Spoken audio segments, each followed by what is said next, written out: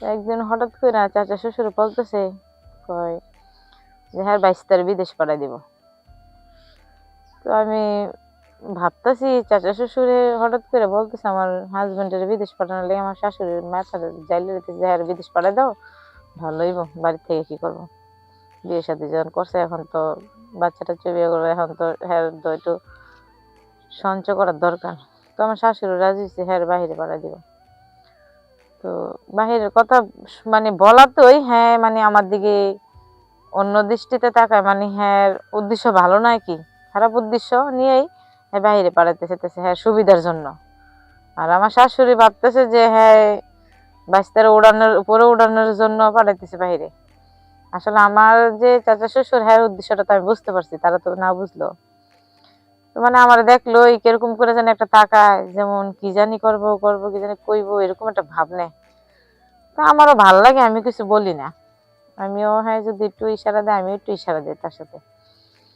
একদিন হঠাৎ করে আমার হাজবেন্ডের পাড়া দিয়ে চাচা শ্বশুর বাহিরে বাহিরে পাড়া দেওয়ার পরে দেখি হ্যাঁ মানে ইয়ে করতেছে। তো আমি কি করবো বলেন, এখন বিয়ে হয়েছে বেশি দিন হয় নাই, আমার হাজবেন্ডও বাহিরে গেছে গা, এখন তা আমারও তো একটা ইচ্ছা ভাব আছে। তো একদিন রুমে আমি বসে রয়েছি, কেউ নাই, তখন আমার চাচা শ্বশুর রুমে গেছে, যাওয়ার পর হাত ধরে যখন টান দিছে আমি নিজের সামনে রাখতে পারি নাই। তো আমার একটা উত্তেজনা ভাব এসে পড়ছে। তখন মানুষের বুঝে নিত যে ছেলে রয়েছে আগুন মেরেছে, মোম আগুনের কাছে মোম চাইলে স্বাভাবিক গলারই কথা। যখন হাত ধরছে আমি নিজের সামনে রাখতে পারি না, আমাদের মধ্যে অনেক কিছু হয়ে গেছে কি বুঝছেন। তো হয়ে যাওয়ার পরে দিয়া এরকম ভাবে অনেকদিন হয়ে গেছে, এরকম চলতেছে তার সাথে আমার। তো এরকম চলার ক্ষেত্রে দেখা গেছে আমার, আমি কিছু বলি না যে আমার এখন হাজবেন্ড না, আমার তো দরকার। তো হ্যাঁ চাচা শ্বশুর মানে খুবই ভাল লাগে, আমারও অনেক ভাল লাগে দেখতে। আসসালামু আলাইকুম, আমি সাথী আক্তার, আমার বাসা চট্টগ্রাম। আপনাদের মাঝে উপস্থিত কিছু কথা নিয়ে একটু দয়া করে মনোযোগ সহকারে শুনবেন।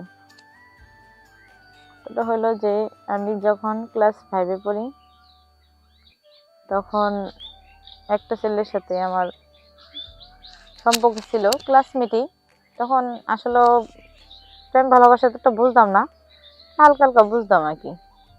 তো দুজন একসাথে ঘুরতাম ঘাটতাম, এদিকে ওইদিকে যাইতাম, চটপুটে ফুচকা খাইতাম, আর কি আবি যাবি এরকম করে সময়টা কাটাইতাম। ক্লাস করলে করতাম, না করলে না, একটু দুষ্টু টাইপের আসছিলাম দুবানা। এখন একটু বড় হয়েছে, এখন একটু নরম ভদ্র হয়েছে। তো হঠাৎ করে দেখা গেছে এখন আমিও একটু উপযুক্ত, আমার বাবা মা টেনশন আছে যে আমার মেয়ে তো বিয়ে দেওয়ার দরকার, এখন তো পারফেক্ট হয়েছে বয়সটা।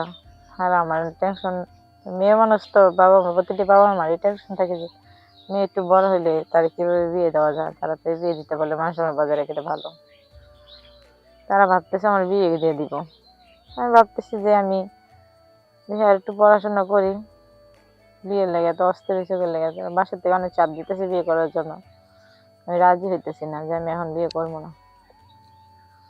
এরকম করতে করতে অনেকদিন পার করলাম, স্কুলে যাইতেছি আর ওই ছেলের নিয়ে ঘুরতেছি গাড়তেছি, ওইদিকে ওইদিকে যাইতেছি। কি আর লেখাপড়া, লেখাপড়াতে মন ভয়, মন হয়েছে চঞ্চল। তো এরকম করতে করতে একদিন দেখা গেছে যে একটা ভালো একটা সম্বন্ধ আইছে। বাবারে মানে এক ঘটক সাহেব বলতেছে যে তোমার তো মেয়েটা বড় হয়েছে, এখন তো বিয়ে দেওয়ার দরকার, যে বিয়ে শাদী দিবা কিনা। বলতেছে হ্যাঁ মেয়ে যেটা আছে বিয়ে তো দিতে হইব। বলতেছে ওই জায়গায় একটা ছেলে আছে, ছেলে অনেক ভালো, বিয়ে দিলে দিতে পারো। বাবা রাজি হয়ে গেছে, আমার বলছে, আমি এতটা রাজি না, তারপর যে বাবা মার কথা যখন শুনতে হইব, বিয়ে দিল। হঠাৎ করে বিয়ে হয়ে গেল আমার। তো আমার এক চাচা শ্বশুর, হ্যাঁ এই আমার আবার আপন শ্বশুর নাই, চাচা শ্বশুরই সব দায়ী দায়িত্ব। আমার শাশুড়ি আবার আমার চাচা শ্বশুরের উপরে সব দায়ী দায়িত্ব দিছে, তোমার বাইশটা তুমি চাইয়া চিন্তা বিয়ে শাদী করাইবা, সব দায়ী দায়িত্ব তোমার। তো হ্যাঁ এই বিয়ে শাদী করাই নিল দেখা। এখন যখন আমি আমার হাজবেন্ডের বাড়ি গেলাম শ্বশুর বাড়িতে, তো ওইখানে যাইয়া কিছুদিন ভালোই ছিলাম, শাশুড়ি নিয়ে স্বামী নিয়ে কিছুদিন ভালো ছিলাম।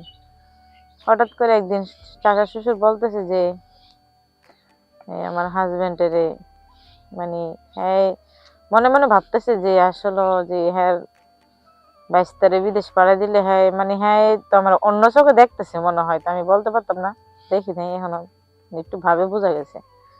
তো এমনিতে দেখলে তাকায় থাকে কিরকম যেন একটা ইয়ে করে, ভাবসাব দেখায়। তো হ্যাঁ তোমার চাচা শ্বশুর এসেছে, চাচা শ্বশুর হইলো, শুনতে গেলে চাচা শ্বশুর, আসলে দেখলে আপনি বুঝতে পারতেন না যে হ্যাঁ আমার চাচা শ্বশুর, যে ইয়াং আর দেখতে কি স্মার্ট, দেখলে তাকাতে ইচ্ছে করে। তো এরকম করতে করতে আমারও একটু একটু ভাল লাগে চাচা শ্বশুরে, তো আমি তো আর বলতে পারি না। একদিন হঠাৎ করে চাচা শ্বশুর বলতেছে কয় যে হ্যাঁ 22 তারে বিদেশ পাঠাই দিব।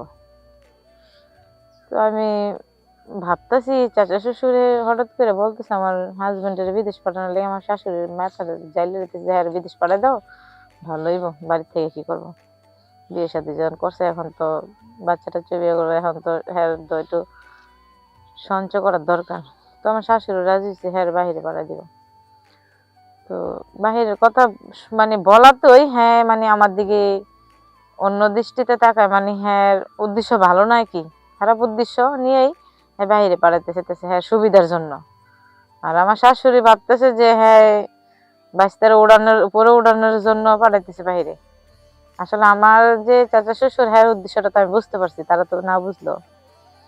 তো আমার দেখলো কিরকম করে যেন একটা তাকায়, যেমন কি জানি করবো করবো কি জানি কইবো, এরকম একটা ভাব নেয়। তো আমারও ভাল লাগে, আমি কিছু বলি না, আমিও হ্যাঁ যদি একটু ইশারা দেয় আমি একটু ইশারা দিই তার সাথে। একদিন হঠাৎ করে আমার হাজবেন্ডের পাড়া দিয়ে চাচা শ্বশুর বাহিরে বাহিরে পাড়া দেওয়ার পরে দেখি হ্যাঁ ইয়ে করতেছে। তো আমি কি করবো বলেন, এখন বিয়ে হয়েছে বেশি দিন হয় নাই, আমার হাজবেন্ডও বাহিরে গেছে গা, এখন তা আমারও তো একটা ইচ্ছা ভাব আছে। তো একদিন রুমে আমি বসে রয়েছি, কেউ নাই, তখন আমার চাচা শ্বশুর রুমে গেছে, যাওয়ার পর হাত ধরে যখন টান দিছে আমি নিজের সামনে রাখতে পারি নাই। তো আমার একটা উত্তেজনা ভাব এসে পড়ছে। তখন মানুষের বুঝে নিত যে ছেলে রয়েছে আগুন মেরেছে, মোম আগুনের কাছে মোম চাইলে স্বাভাবিক গলারই কথা। যখন হাত ধরছে আমি নিজের সামনে রাখতে পারি না, আমাদের মধ্যে অনেক কিছু হয়ে গেছে কি বুঝছেন। তো হয়ে যাওয়ার পরে দিয়া এরকম ভাবে অনেকদিন হয়ে গেছে, এরকম চলতেছে তার সাথে আমার। তো এরকম চলার ক্ষেত্রে দেখা গেছে আমি কিছু বলি না, যে আমার এখন হাজবেন্ড না, আমার তো দরকার। তো হ্যাঁ চাচা শ্বশুর খুবই ভাল লাগে, আমারও অনেক ভাল লাগে দেখতে হবে। তো এরকম চলতে চলতে দেখা গেছে একদিন আমিও প্রেগনেন্ট। তো এখন প্রেগনেন্ট যে আপনার চাচা শ্বশুরের সাথে প্রেগনেন্ট হয়েছে, এটা তো বললে তো করে মান সম্মান একবার থাকবে না। এখন চাচা শ্বশুরও ইচ্ছে আমার ইচ্ছে, দুজনের ইচ্ছে পূরণ করতে চাই, তো হ্যাঁ এইখানে তো পাপের ফসল উঠে গেছে। এখন কি বলবো বুঝতে পারতেছি না, হাজবেন্ড তো আছে বাহিরে। তো এরকম করতে করতে মনে করেন যে কি কম আর করার মতো ভাষা নাই। তখন চাচা শ্বশুরে বললাম যে এখন যে আপনার সাথে যে আমি এগুলো করলাম, এখন তো আমি প্রেগনেন্ট। তো এখন এটা তো আমি মানুষের কাছে বলতে পারতাম না, আপনার চাচা শ্বশুর আমি 22 বউ। বাইশতাবো চাচা, 22 আর কি এইসব কি মনে থাকে, যখন কাছে তোমার ছোঁয়া পাইলে আমি সবকিছু ভুলে যাই, তোমার দেখলে আমার মাথা গরম হয়ে যায়। আমি তো আপনারা দেখলে তো আমি নিজের কন্ট্রোল রাখতে পারি না। এইখানে তো এই ঝামেলা হইলে এখন আমি কি করবো বুঝতেছি না, আপনি আমার একটা যুক্তি দেন। বলতেছে যে তুমি বলবা এটা যে আমার 22টা বাচ্চা, না না এটা তো সম্ভবই না কোনোভাবে। তো এইটাই কি যে কার মনে কি আছে কেউ বলতে পারে না, ঠিক আছে। যে যেরকম আমার চাচা শ্বশুরের মনে ছিল কুবাব, যে 22 তারে বাহিরে পাঠাইয়া সে 22 তার বউর সাথে আকাম কুকাম করবে। তো এটাই মানুষের মন বোঝা বড় দায়, ঠিক আছে। তো এটাই যে এই দুনিয়ার চাচা শ্বশুর কর, চাচা শ্বশুর কর, মামা শ্বশুর কর, কারোর বিশ্বাস করতে নাই, কারোর বিশ্বাস করলে নিজের ইয়া। তো এরকম আমি যে এরকম ভুল করছি, দয়া করে মা বোনেরা এরকম ভুল আপনারা কেউ করেন না। ওকে, আল্লাহ হাফেজ।